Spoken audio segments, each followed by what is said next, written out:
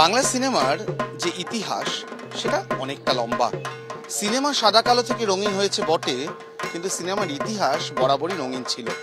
লেকটাউনে Netaji sporting club তাদের এবারে থিমের নাম দিয়েছে চলচ্চিত্রের চালচিত্র, এবং আমরা দেখব বাংলা সিনেমার বিভিন্ন সময় একেবারে শুরুর দিক থেকে এখন পর্যন্ত পুরোটাই যেন এই মণ্ডপে ধরা পড়ছে।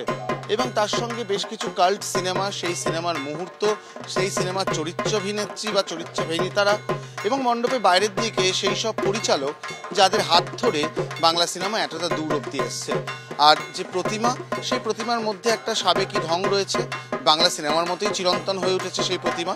এবং এই এত যে কাজ, তার জন্যই এবছরে বিশেষ সম্মান তারা পেতে চলেছে। লেকটাউন নেতাজি স্পোর্টিং ক্লাব এবছরে বিশেষ সম্মান পাচ্ছে। ক্যামেরায় দিব্যেন্দু সিংহর সঙ্গে অরিচিক ভট্টাচার্য, এবিপি আনন্দ, কলকাতা।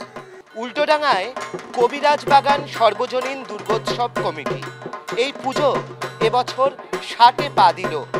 দীঘার জগন্নাথ মন্দিরের আদলে তাঁরা মণ্ডপ নির্মাণ করেছেন, এবং কবিরাজ বাগান আসার পথে ঠিক দীঘায় ঢোকার পথে যেরকম স্বাগত তোরণ বা দীঘা গেট পড়ে, সেরকমভাবে গেটও নির্মাণ করা হয়েছে।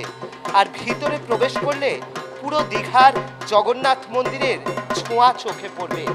এবং ভিতরে যেরকমভাবে রয়েছে সিংহদুয়ার, সেরকমভাবেই আমরা দেখছি একদম ভেতরে রয়েছে জগন্নাথ, বলরাম, সুভদ্রার মূর্তি।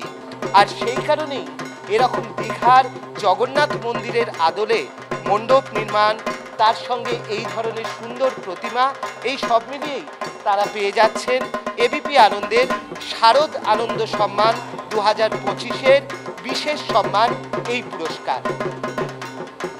আর এভাবেই তারা দীঘার জগন্নাথ মন্দিরের আদলে তাদের মণ্ডপ নির্মাণ করে পেয়ে গিয়েছেন এবিপি আনন্দের তরফ থেকে বিশেষ সম্মান পুরস্কার। ক্যামেরায় শান্তনু দত্তের সঙ্গে অর্ণব মুখোপাধ্যায়, এবিপি আনন্দ, কলকাতা।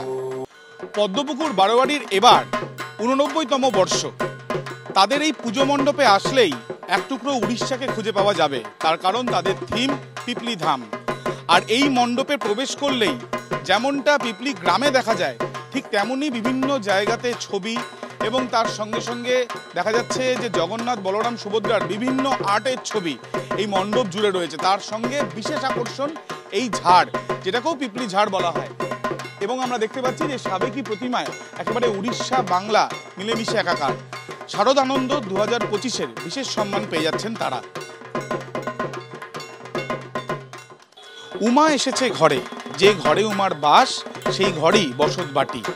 আর নিজেদের মণ্ডপে এই বসত বাটিকেই তুলে ধরেছে আদি লেকপল্লী।